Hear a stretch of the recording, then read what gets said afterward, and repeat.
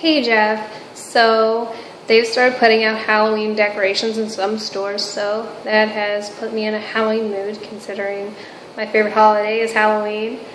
But a Halloween mood means that it's also an Evil Dead mood because I love that movie. It's one of my favorite movies, and actually it's a trilogy: Evil Dead, Evil Dead 2, and Army of Darkness, which then it was remade, which was nothing like the original, so I don't know how it's a remake, but Evil Dead was remade, and then they made a TV show about it, Ash vs. the Evil Dead, which if you've never watched Evil Dead, you have no idea why it's Ash vs. the Evil Dead, but the main character's name is Ash, and he's the one that's kind of fighting all these demon things.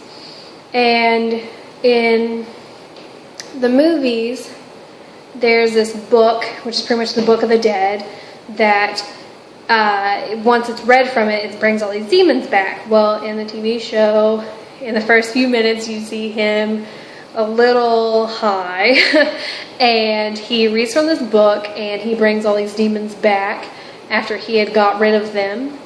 So, you know, that's always fun.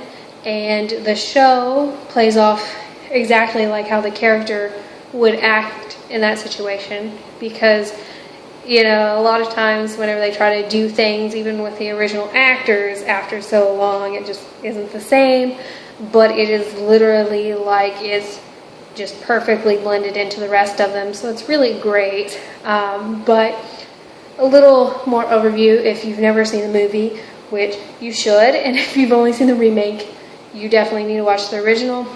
But the remake actually wasn't that bad. But so about this movie, what it is this guy named Ash and his girlfriend are out there. You know, the book gets read from, people die, Ash kills some of them, and he ends up losing his hand in one of the movies even. He goes back in time in one of the movies. It's just generally great. You get to see the actual Army of Darkness, which is just skeletons. That's always fun. So, yeah, that always ends up really great whenever you have an army of skeletons. But in the movies, he has a couple catchphrases, like when he's like, groovy.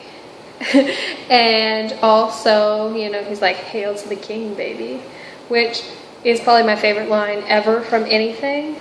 Like, I can't listen to Hail to the King by Avenged Sevenfold without hearing him being like, hail to the king, baby. So, there's always that. But, yeah. So, I guess you could say that this video was pretty groovy.